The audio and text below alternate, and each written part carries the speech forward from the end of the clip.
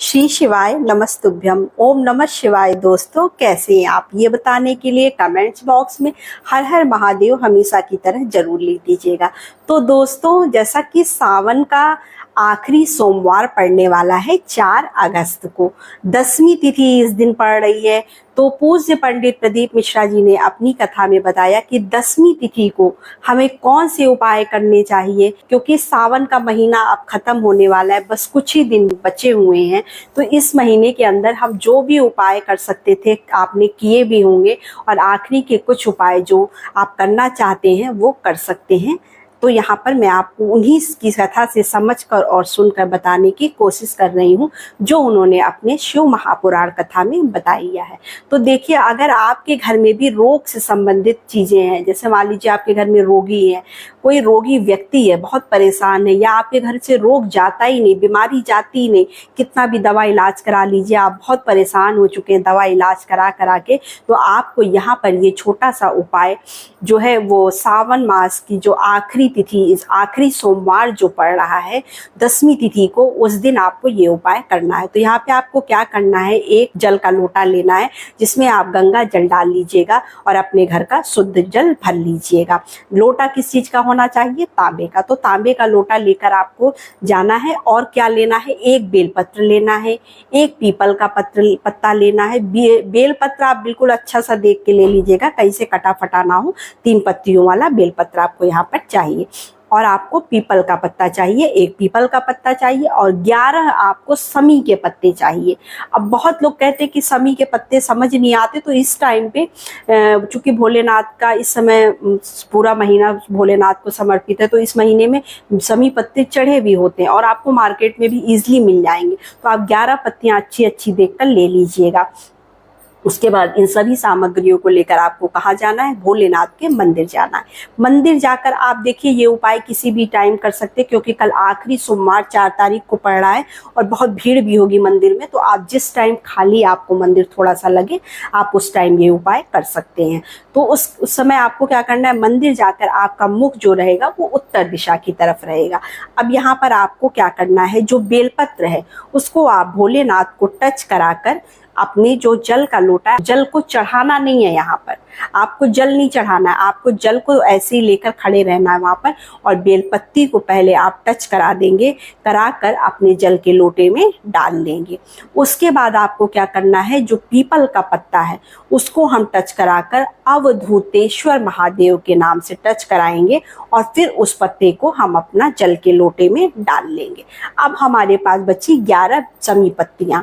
अब उस 11 समी पत्तियों को अपने दाहिने हाथ में लेकर आपको भोलेनाथ के ऊपर, जो व्यक्ति आपके घर में बीमार है, परेशान है, उसका नाम, गोत्र और जिस तिथि में आप ये उपाय कर रहे हैं, अगर आप 10वीं तिथि में कर रहे हैं तो 10वीं तिथि, एकादशी तिथि में कर रहे हैं तो एकादशी तिथि, वैसे आप 10वीं तिथि में इस उपाय को कर लीजिए, क्योंकि काफी टाइम अब ज्यादा नहीं बचा हुआ है, तो इसलिए आपको इस दिन ही ये उपाय करना चाहिए, गुरुदेव ने यही बताया।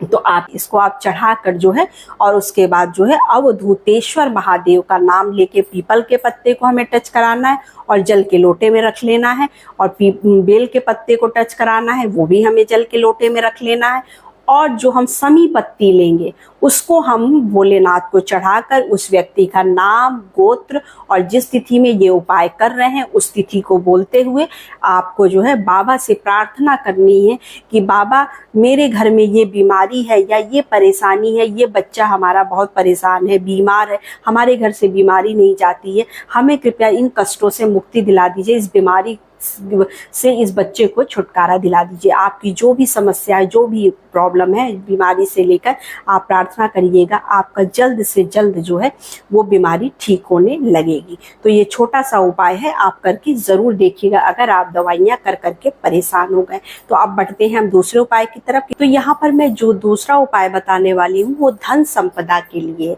अगर आपके पास धन नहीं है, आपका धन आता है रुकता ही नहीं है, पैसा आता ही नहीं है, कहीं से कर्ज बढ़ता चला जा रहा है, तो आपको ये उपाय सावन मास की 10वीं तिथि को जरूर करना चाहिए। ये गुरुदेव का बहुत ही अद्भुत उपाय है। कहते हैं कि इस उपाय को करने से महादेव खुद आपका श्रृंगार करते हैं, वो भी किस चीज से? धन से, ताकि आपके जीवन में कभी भी धन की कमी नहीं रहेगी। तो चलिए जानते हैं कि इस उपाय को पहले तो हमें करना कैसे। देखिए, 1 लोटा आपको जल लेना है, वो भी तांबे के लोटे में अपने घर का शुद्ध जल भर लीजिएगा। उसके बाद आपको यहाँ पर समी पत्तियां लेनी है और शहद लेना है। शहद आपको पूजा पाठ के स्टोर पर आसानी से मिल जाएगा। अगर शुद्ध शहद आपके घर में रखा है तो आप वो भी ले सकते हैं। अब आपको क्या करना है, यहाँ पर समी पत्तियां कितनी लेनी है, क्योंकि संख्याओं का विशेष महत्व है। या तो देखिए आप 7 की संख्या में लीजिए, कम से कम 7 पत्तियां तो होनी ही चाहिए। 7, 11, 21, 51, 101, 501, जितनी पत्तियां आप ले सकते हैं, जितनी आपको इजीली समी पत्तियां मिल जाए। कम से कम गुरुदेव ने कहा 7 पत्तियां तो होनी ही चाहिए। इसे लेकर आप कहाँ पहुंचेंगे? भोलेनाथ के मंदिर में। भोलेनाथ के मंदिर में पहुंचने के बाद आप जो जल का लोटा लिए रहेंगे, पहले तो आपको क्या करना है, आपको भोलेनाथ के मंदिर में जाकर आपका मुख किधर होगा? उत्तर दिशा की तरफ। अब आप 1 लोटा जल श्री शिवाय नमस्तुभ्यम बोलते हुए पहले तो जल को समर्पित कर दीजिएगा। उसके बाद जो आपने समी पत्तियां ले गई हैं, ये सभी समी पत्तियों पर शहद लगाकर भोलेनाथ के शिवलिंग पर चिपकाते चले जाइएगा।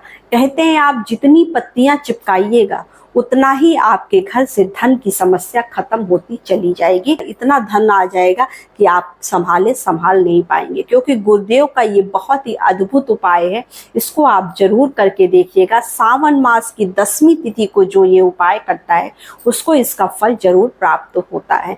अपनी मनोकामना बोलते हुए ढोक देकर बाबा को चले आइएगा। तो बस यही छोटा सा उपाय था। अब हम बढ़ते हैं तीसरे उपाय की तरफ। तो यहाँ पर तीसरा उपाय जो मैं बताने वाली हूँ वो बहुत ध्यान से सुनिएगा, क्योंकि बहुत लोग ऐसी गलतियां करते हैं। देखिए, जब भी आप मनोकामना पूर्ति के लिए उपाय करने गए हैं तो पहले आप जल चढ़ाएंगे।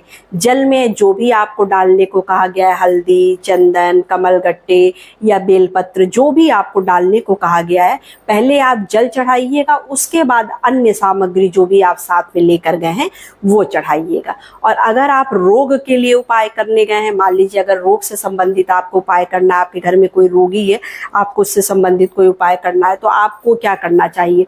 लोग ये अक्सर उल्टा काम कर जाते हैं। उल्टा करते, पहले जल चढ़ाएंगे, फिर सामग्री चढ़ाएंगे, फिर सामग्री चढ़ाएंगे, फिर जल चढ़ाएंगे, तो वो सारा उपाय आपका उल्टा सीधा हो जाता है। तो ऐसे मत करिएगा। जब हम मनोकामना पूर्ति के लिए करते हैं तो पहले जल चढ़ाते हैं, फिर बाकी सामग्री चढ़ाते हैं। और जब हम रोग के लिए उपाय करते हैं तो पहले सामग्री चढ़ाते हैं, फिर जल चढ़ाते हैं, और फिर जो है जलाधारी से जो जल बहता बहता नीचे जाता है उस जल को हम उसमें रोक लेते हैं आचमन करने के लिए, या जो भी गुरुदेव ने जैसा भी बताया है वो करने के लिए। तो इस बात का आप विशेष ध्यान रखिएगा कि जब भी आप कोई भी उपाय करने जाइए तो उपाय को सही तरीके से करिए। तरीका गलत होने से उपाय गलत हो जाता है और उसका हमारे ऊपर गलत प्रभाव भी पड़ता है। तो बस यही छोटी सी वीडियो थी, छोटी सी जानकारी थी। वीडियो अच्छी लगे तो चैनल को लाइक सब्सक्राइब जरूर करिए। तो नमस्ते फ्रेंड्स, ओम नमः शिवाय, हर हर महादेव।